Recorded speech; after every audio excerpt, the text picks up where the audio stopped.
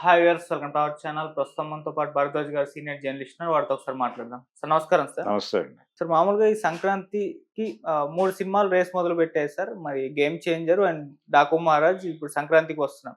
So రేస్‌లో అంటే మీ ఒపీనియన్‌లో మొదట నిలిచింది ఏది? రెండో స్థానానికి పరిమితమైంది ఏది? మూడో స్థానంలో సరిపెట్టుకుంది ఏ సినిమా? సంక్రాంతి విన్నర్ అంటే ఎవరవచ్చు సార్? అంటే మూడో సినిమా అని నేను చెప్పను గానీ, ఒక రకంగా 'గేమ్ చేంజర్' అనేది అది ఫెస్టివ్ మూడ్‌కి తగిన సినిమాగా రాలేదు.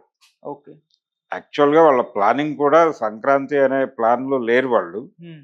అది క్రిస్మస్ సీజన్‌లో రిలీజ్ చేయాలని అనుకున్నారు. అనుకోకుండా అది ఇక్కడికొచ్చింది, ఫెస్టివల్‌లోకొచ్చింది. అవును. అయితే స్టార్ సినిమాలకి ఫెస్టివల్ కంటే ముందు స్టార్ ఇమేజ్ అనేది యాడ్ అయిపోయి ఆ 3 రోజుల వసూళ్ళు నడిచిపోతాయి దానికి.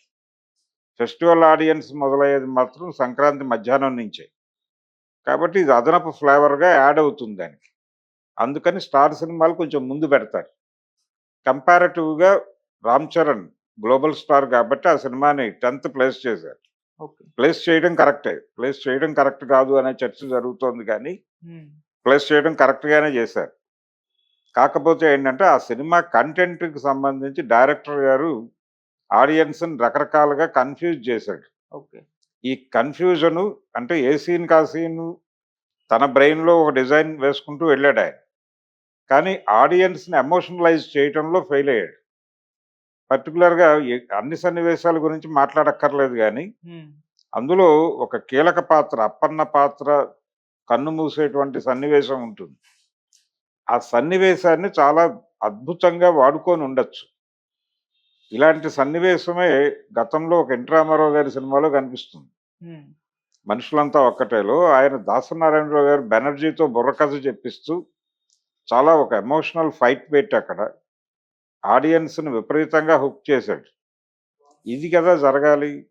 ఆ క్యారెక్టర్‌ని ఆడియన్స్‌కి పర్మనెంట్‌గా గుర్తుండేలాగా చేయాలి. అంటే సన్నివేశాల మీద సన్నివేశాలు దొర్లటం అనేది ఇంకొక చిన్న స్థాయి హీరోలతో అయితే బానే ఉంటుందది. హ్మ్. ఆయన తీసిన పద్ధతి చిన్న స్థాయి హీరోలు ఎవరైనా చేసినా బానే ఉండేది. కానీ అక్కడున్నది 'రామ్ చరణ్'. 'రామ్ చరణ్' తాలూకా ఎక్స్‌పెక్టేషన్స్ ఉంటాయి. మెగా అభిమానుల అంచనాలుంటాయి. ఆ అంచనాలకి ఆ క్యారెక్టర్‌ని కనెక్ట్ చేయాలి. ఆ క్యారెక్టర్ ఎండింగ్ కూడా ఆ లెవెల్‌లో ఎమోషనలైజ్ చేయాలి థియేటర్‌ని. హ్మ్. ఇలాంటి లోపాల వలన ఆ సినిమా ప్రాపర్‌గా కనెక్ట్ కాలేదు. అందరికి కష్టము ఉంది దానిలో. ఓకే. అందరి కష్టము ఉంది గానీ, అనేక కారణాల చేత అది ఆడియన్స్‌ని గ్రాబ్ చేయలేకపోయింది. అది వాస్తవం. అందుకని దాన్ని పక్కన పెట్టేస్తే 'డాకు మహారాజ్'. 'డాకు మహారాజ్‌లో' ఉన్నటువంటి దానికి దీనికి ఉన్న తేడా ఏంటంటే, 'డాకు మహారాజ్‌లో' కనీసం కన్‌ఫ్యూజన్ లేదు. ఒక ఏకసూత్రత ఉంది. సింగిల్ థ్రెడ్‌లో కథని డిజైన్ చేసుకొని వెళ్ళాడు. ఆడియన్స్ కన్‌ఫ్యూజ్ గారు. దాంతో పాటు ట్రావెల్ అయిపోతారు. మధ్యలో వచ్చే ఎలివేషన్స్, హడావిడి హ్మ్. ఇదంతా కూడా బాలకృష్ణ సినిమాలో ఉండేదే కాబట్టి ఆడియన్స్ దానికి ప్రిపేర్డ్‌గా వెళ్తారు. హ్మ్. ఎక్స్‌పెక్టేషన్స్‌తో వెళ్తారు. ఆ ఎక్స్‌పెక్టేషన్స్ రీచ్ అయ్యేలాగా చిత్రీకరణ నడిచింది. ఓకే. దాంతో ఆ సినిమాకి పాజిటివ్ టోన్ వినిపించింది. హ్మ్. వినిపించడానికి అక్కడేదో అద్భుతమైన కథ ఉందని కాదు. చెప్పిన కథని రీజనబుల్‌గా చెప్పాడు.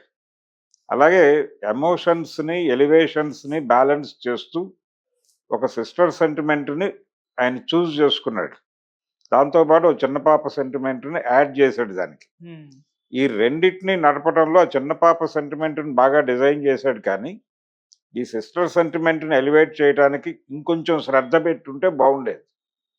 అలాగే క్యారెక్టర్ జస్టిఫికేషన్, టైటిల్ జస్టిఫికేషన్ అనేది చేయటం కోసం ఇంకొక 10 నిమిషాలు కేటాయించుంటే, ఈ సినిమా ఇంకొక లెవెల్‌లో ఉండుండేది. హ్మ్. కానీ ఇక్కడ వరకు ఓకే. ఆడియన్స్ ఎంటర్‌టైన్ అయిపోయారు. ఎమోషనల్‌గాను, సెంటిమెంటల్‌గాను అది ఎంగేజ్ చేయగలిగింది ఆడియన్‌ని. అది సక్సెస్. సో, ఆ మేరకు విజయం సాధించేసాడు 'బాబీ' గారు. ఓకే. ఇది టోటల్ హోల్‌సమ్ ఎంటర్‌టైనర్. సంక్రాంతికొస్తున్నామనేది. ఈ హోల్‌సమ్ ఎంటర్‌టైనర్ కంటే కూడా 2 రోజులు ఇన్ అడ్వాన్స్ ఉంది ఈ సినిమా 'డాకు మహారాజ్'. హ్మ్. దీనికి ఇప్పుడు అంటే షో మార్నింగ్ షో దగ్గర కొంత డల్ అనిపించినప్పటికీ అక్కడి నుంచి రైజ్ మొదలైంది. ఆ రైజ్ మొదలయ్యి, ఆ రైజ్ స్థిరపడుతున్న టైంలో ఫెస్టివ్ ఆడియన్ యాడ్ అవుతాడు. యాడ్ అయినప్పుడు ఆటోమేటిక్‌గా వెళ్ళిపోతుంది సినిమా. అందుకని ఎంతో కొంత ఎడ్జ్ ఆ సినిమాకి ఉండే అవకాశం ఉంది డాకు మహారాజ్కి. ఓకే. అది నెంబర్ 1 పొజిషన్‌లో ఉండొచ్చు. వెంకటేష్ రెండో ప్లేస్‌లో ఉండొచ్చు. కానీ వెంకటేష్ మొదటి స్థానంలోకొచ్చే అవకాశం గూడా ఉంది. హ్మ్. పోటీ నడుస్తుంది డెఫినిట్‌గా. ఓకే. కానీ బాలకృష్ణకి ఎడ్జ్ అయితే ఉంది. ఎడ్జ్ ఉంది గానీ వెంకటేష్ కూడా గట్టి పోటీ ఇస్తాడు. హ్మ్. సో 7 డేస్ తర్వాత మనకు పరిస్థితి అర్థమవుతుంది. ఓకే. అది ఓపెనింగ్ మాత్రం రెస్పెక్టబుల్‌గానే ఓపెనింగ్ తెచ్చుకోగలిగింది. గేమ్ హ్మ్. చేంజర్. అక్కడికే పరిమితం అయిపోయింది అది.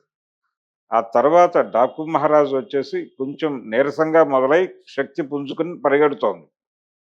ఇది మొదలవ్వటమే దీని మీద ఏదైతే ఆడియన్స్ అంచనాలు పెట్టుకొని వచ్చారో థియేటర్‌కి, వాళ్ళు తృప్తి చెందారు. ఆ తృప్తి కనిపించింది బయటకొస్తున్న ప్రేక్షకుల్లో. హ్మ్. అదే సినిమాకి పాజిటివ్, అంతకుమించి ఏం లేదు. Okay sir. సో సంక్రాంతికొస్తున్నాము, 'డాకు మహారాజ్' ఈ రెండిటి మధ్యే విజేత డిసైడ్ అవుతాడు. Okay sir. Thank you so much sir. Thank you.